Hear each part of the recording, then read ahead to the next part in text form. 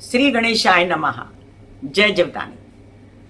Beauty with astrology की founder मैं कामिनी खन्ना 2023 की आप सभी दर्शकों को तहे दिल से देती हूँ ढेर सारी शुभ मंगल कामनाएं।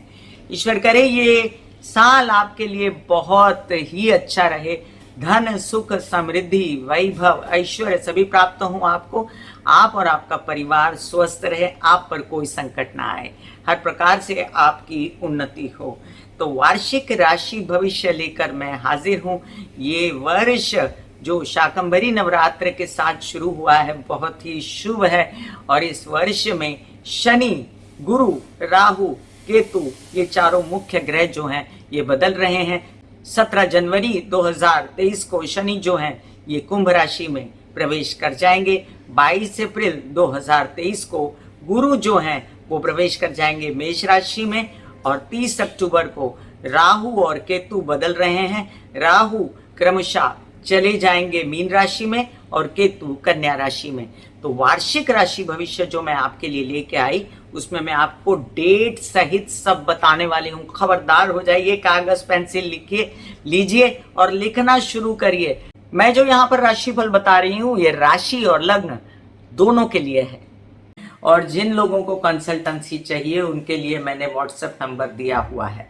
मीन राशि 2023 की ढेर सारी शुभ मंगल कामनाएं आपको। ईश्वर करे आपके जीवन में धन वैभव सुख समृद्धि ऐश्वर्य का वास हो, आप पर कोई संकट ना आए, ऐसी मैं प्रभु से प्रार्थना करती हूँ।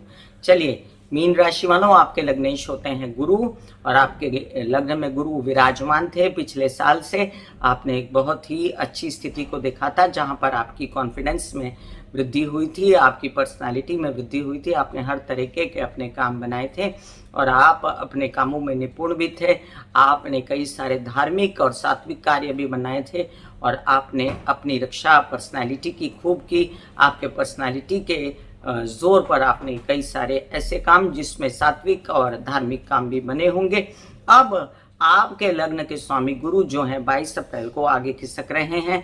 राहु के साथ मेष राशि में गुरु चांडाल योग बनाएंगे और जो आप बहुत ज़्यादा आश्वस्त थे, आपको परिवार की रक्षा करना, अपनी जुबान पर कंट्रोल रखना जो पहले नहीं था अब आ जाएगा और आप अपने धन को संचित करने में मदद करेंगे। यहाँ पर लोग बोलेंगे कि कामनी जी गुरु चांडाल योग में गुरु लग्न वालों को क्या फ़ायदा होगा? तो होगा, क्योंकि जो उनका घर राहु बिगाड़ रहा था वहाँ पर जाकर वो अपने घर की राहु से रक्षा करेंगे और उनकी दृष्टियों से भी रक्षा होगी। लेकिन फिलहाल 22 अप्रैल तक गुरु जो हैं मीन में ही बने हुए हैं। उससे पहले क्या होने वाला है?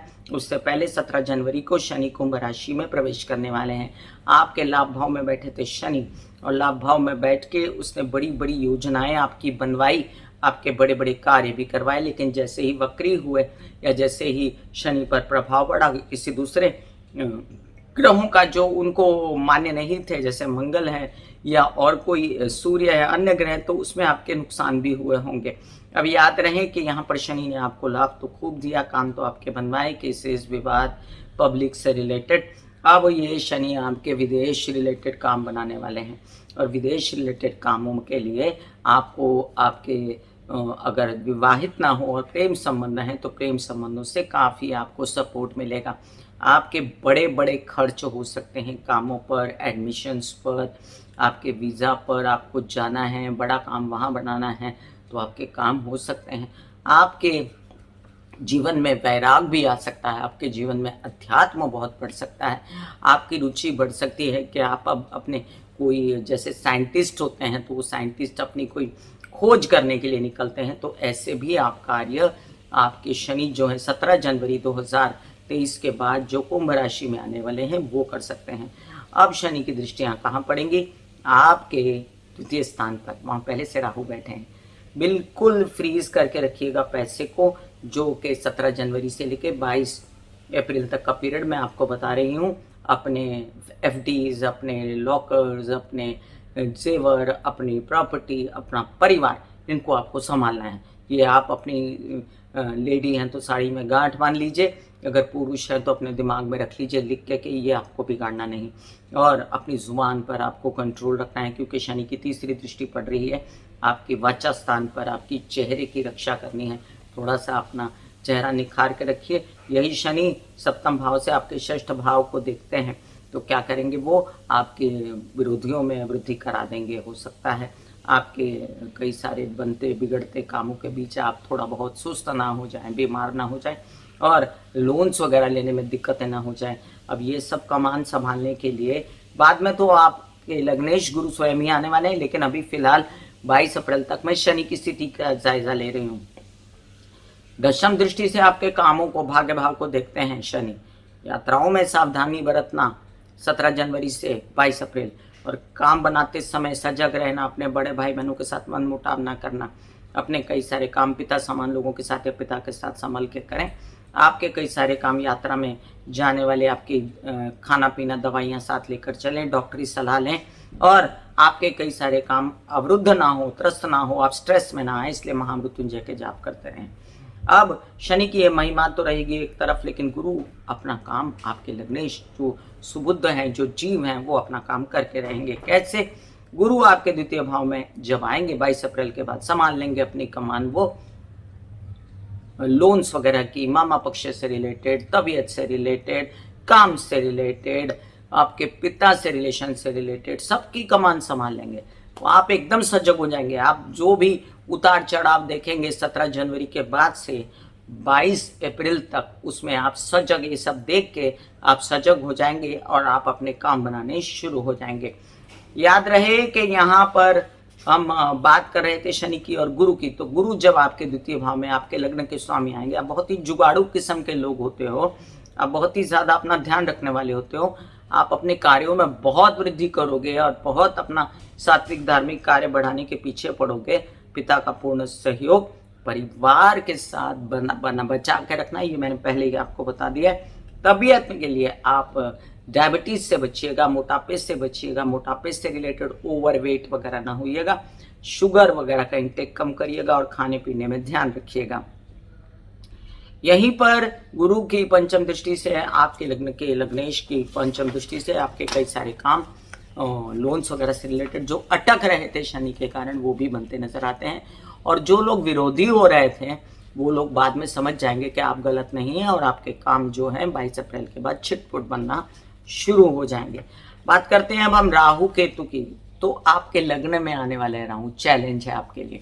लग्न में जब राहु आता है, इंसान जिद्दी हो जाता है अपने काम बनाने के लिए, कर्मठता से तो काम करता है, हिम्मत तो रहती है, मेहनत तो करवाता है। राहु बड़ा त्यागी तापसी भी होता है, बहुत ज्यादा इन्वेंशन कराता है। लेकिन गुरु के घर में राहु मतलब गुरु चांडाल एक प्रकार का योग, और ऑलरेडी वो गुरु के साथ गुरु चांडाल योग बनाते हैं। तो आपको लघुरुद्री के पाठ करना, मंदिर में जाना और किसी गुरु के शरण में जाना, ओम महालक्ष्मी नमः के पाठ करना, शिव जी की निरंतर आराधना करना, गुरु के उपाय करना जो मैं डिस्क्रिप्शन में लिंक डाल देती हूँ, महामृत्युंजय के जाप करना, रुद्राभिषेक करना, रुद्री पाठ करना, ये सब उत्तम रहेगा, जिसके कारण आप किसी भी तकलीफ से बच सकते हैं। गलत लोगों से हाथ नहीं मिलाइएगा, गलत लोगों के साथ व्यवहार मत करिएगा, और कोई गलती करे तो उसको माफ करने की भी क्षमता रखिएगा।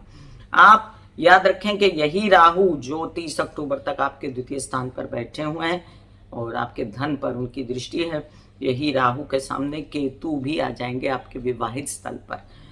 तब जाकर आपको ये महसूस करना है कि आपके जो विवाहित जीवन के स्वामी हैं, वो कुजवत केतु के कारण आप मंगल की अगर आराधना करें तो उनको कोई भी नुकसान आपके जीवन में, शादीशुदा जिंदगी में विघटन नहीं हो सकता। शादी की बात करें तो अभी 23 अप्रैल तक आपके योग बने हुए शादी के, और वर वधू के चयन आपके उत्तम प्रकार से हो सकते हैं। इसके बाद जब मेष में गुरु जाएगा, वहां भी ये स्थिति आपकी आगे के लिए बनेगी। तो अभी इसके बाद 22 अप्रैल के बाद जो शादी होगी उसमें आपको इतना मजा नहीं आएगा। अभी फिलहाल स्थिति बहुत अच्छी बनी हुई है, तो उसको कैश कीजिए और शादी के पूर्ण योग बन रहे हैं, उसके रहते आप वर वधू का चयन जो है कर लीजिए। 30 अक्टूबर के बाद जब राहु लग्न में आ जाएगा, तब आपके शादी के योग बनना मुश्किल हो जाएगा और आपको कोई पसंद नहीं आएगा, या होती शादी में विघ्न ना हो, इसका भी ध्यान रखना है। और केतु विघटन ना कराए, इसका भी ध्यान रखना है। व्यवसायिक पार्टनर के साथ भी सेम अच्छे व्यवहार रखें ताकि आपका व्यवसाय अच्छा होते रहे। अब यहाँ पर हम मीन राशि की बात करें तो 22 अप्रैल को इनके लग्नेश सुबह 5:14 पर प्रवेश करने वाले हैं मेष राशि में। उससे पहले वो मीन राशि में विचर हैं, जो कि बहुत अच्छी स्थिति है। 4 सितंबर को वक्री होकर सीधा 31 दिसंबर को मार्गी होने वाले हैं।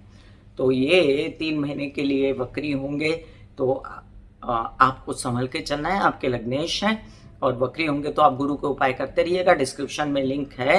31 मार्च मतलब ये आगे की बात मैंने कर दी। 4 सितंबर की पहले की बात करूं तो 31 मार्च को अस्त होने वाले हैं, 30 अप्रैल को उदित होने वाले हैं। तो 1 महीना के लिए ये अस्त रहेंगे। तो जो 1 महीने का ये पीरियड है, वो 1 महीने के पीरियड में जब गुरु अस्त रहेंगे तब आपको विशेष अपनी स्थितियों का जायजा लेकर गुरु के उपाय करके, गुरु को एनहांस करके, जैसे आप केसर और हल्दी का टीका लगाना या मंदिर जाना या किसी गुरु के शरण में जाना, ओम महालक्ष्मी नमः के जाप करना या गुरु के और भी उपाय आप करके अपनी इस परिस्थिति से बाहर निकल सकते हैं। 22 अप्रैल से 30 अक्टूबर तक राहु के साथ बने रहेंगे और गुरु चांडाल योग बनाएंगे। इसमें 6 महीना गुरु चांडाल योग रहेगा आपके लग्नेश का।